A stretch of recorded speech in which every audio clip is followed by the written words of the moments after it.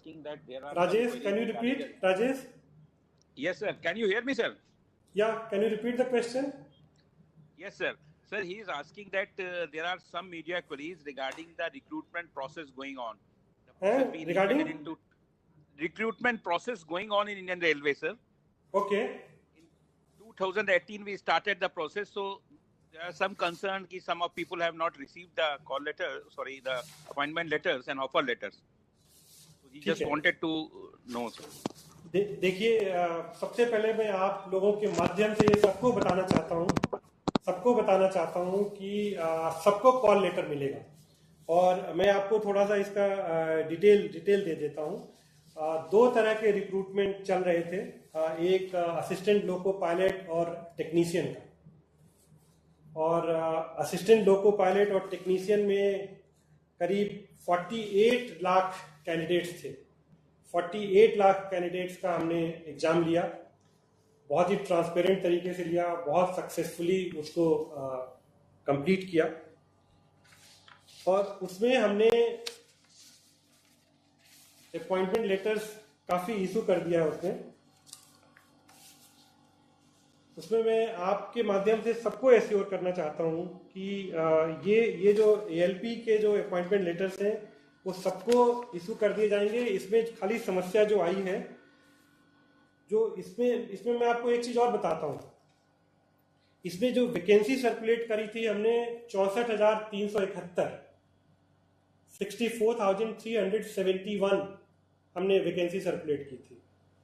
और ये जब वैकेंसी हम सर्कुलेट करते हैं और जब इतने ज़्यादा कैंडिडेट आते हैं, 47.4 लाख कैंडिडेट थे, तो ये जो हमारा रिक्रूटमेंट का प्रोसेस है इसमें समय लगता है, लोगों को एग्जाम देना पड़ता है।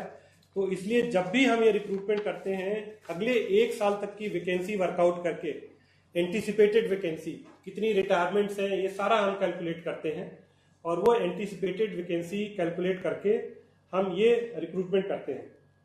ये जो हमने रिक्रूटमेंट किया इसमें दिसंबर 20, आज हम जून 2020 में हैं, दिसंबर 2020 तक की वैकेंसी को लेके हमने सर्कुलेट किया था।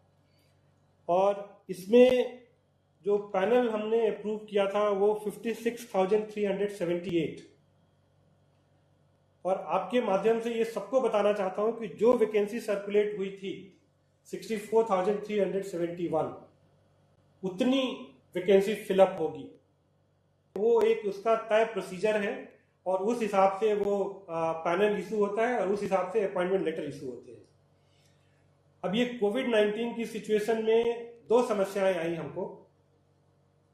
ये जितने भी असिस्टेंट लोको पायलट और टेक्नीशियन हैं, ये हाईली टेक्निकल जॉब है। ये जैसे ही ज्वाइन करते हैं, अगर उन्होंने आज हमको ज्वाइनिंग रिपोर्ट दी तो उनको हम नेक्स्ट डे ट्रेनिंग पे भेज देते हैं। जब तक उनको हम लोगों की ट्रेनिंग ना दें और या टेक्नीशियन को टेक्निकल ट्रेनिंग ना दें, वो रेलवे में कोई काम नहीं कर सकते हैं। तो हम उनको ज्वाइन करा के और उनसे हम कोई काम नहीं करा सकते हैं। प्रिस्क्राइब ट्रेनिंग है और वो ट्रेनिंग क्लियर करें।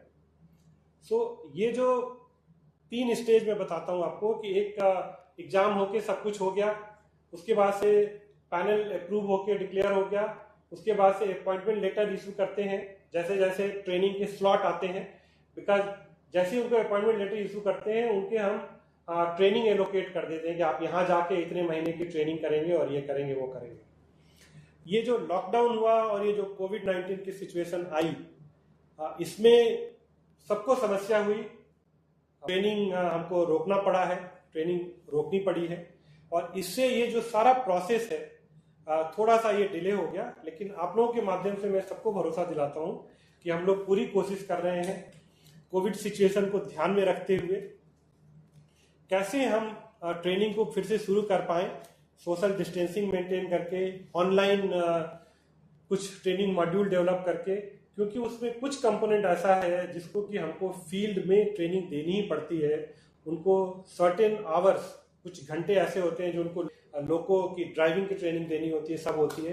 मैं कैंडिडेट्स को भरोसा दिलाता हूं कि भारतीय रेल उस पर सिंसियरली काम कर रही है और ये हम देखेंगे कि जितनी जल्दी से जल्दी हो सके जो अपॉइंटमेंट लेटर नहीं इशू हो पाए हैं वो अपॉइंटमेंट लेटर इशू किए जाए और उनको ट्रेनिंग को स्लॉट करके उनकी ट्रेनिंग कराई जाए। और जहां हमने जितनी वैकेंसी हमने 64,371 जो एडवर्टाइज की थी लेवल तक इस पे अपॉइंटमेंट लेटर इशू किए जाएंगे, ये मैं भरोसा दिलाना चाहता हूँ आपके माध्यम से सारे कैंडिडेट। दूसरा एक सिलेक्शन होता है एनटीपीसी का, जो पॉपुलर कैटेगरी है, नॉन टेक्निकल पॉपुलर कैटेगरी उसको बोलते हैं। NTPC is non technical popular category. Non technical popular category में हमने वैकेंसी अनाउंस करी थी करीब 35,200 की। क्या होता है उसमें 1,60,00,000 1.6 करोड़ एप्लीकेशंस आई हैं, 1,60,00,000 एप्लीकेशन आई हैं। और ये जो एनटीपीसी का जब भी हम रिक्रूटमेंट करते हैं, पिछले 3 सालों में जो भी हमने रिक्रूटमेंट किया है, इसमें समय लगता है। समय इसलिए लगता है कि 1,60,00,000 एप्लीकेशन को पूरा स्क्रूटनी की जाती है, उनकी एलिजिबिलिटी देखते हैं, उनके सब कुछ चीज़ें मिलान करके, और उसके बाद से आपको पता होगा कि ये कंप्यूटर से सारे एग्जाम होते हैं, इसके एग्जाम सेंटर्स पे होते हैं, ये एग्जाम महीनों चलते हैं। कैंडिडेट्स आपने देखा होगा कि जब ये एनटीपीसी का एग्जाम होता है और जिस तरह से कैंडिडेट्स ट्रेवल करते हैं ट्रेनों में, वो भी एक बहुत बड़ा चैलेंज होता है कि कैसे वो ट्रेवल करके जाते हैं। 1,60,00,000 लोगों को चाहे हम कितना भी उनके एग्जाम सेंटर उनके घर के पास रखने की कोशिश करें, उनको ट्रेवल करना पड़ता है। तो ये हमने पूरी तैयारी कर ली थी लॉकडाउन से पहले, स्क्रूटनी वगैरह सारी कंप्लीट कर ली थी। We were in the process of selecting those centres जहाँ पे कि इनका एग्जाम हो, एग्जाम सेंटर हम सेलेक्ट करने वाले थे। और इसके बीच में ये जो वैश्विक महामारी आ गई, बिना बताए आ गई, और वैश्विक महामारी में जिस तरह से समस्या आ गई, इस समय हम फिर से कोशिश कर रहे हैं कि कैसे जल्दी से जल्दी इसको करें। लेकिन आप मुझसे सहमत होंगे कि 1,60,00,000 लोगों का एग्जाम हम शुरू करने से जो ये कोविड की सिचुएशन है इसको एसेस करना पड़ेगा, और उसको एसेस करने के बाद ही हम ये एग्जाम कर पाएंगे। लेकिन आप लोगों के माध्यम से मैं फिर से सारे कैंडिडेट्स को ये भरोसा दिलाता हूँ कि इस समय ये जो वैश्विक महामारी है जिसमें कि सब लोग लड़ाई लड़ रहे हैं, हम सबको मिलके इस वैश्विक महामारी की लड़ाई को जीतना है।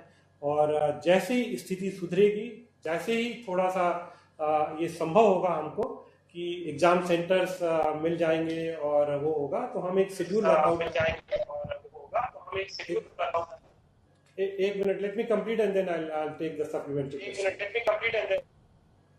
सो जैसे शेड्यूल हो जाएगा इस पे हम एग्जाम कराएंगे। Thank you.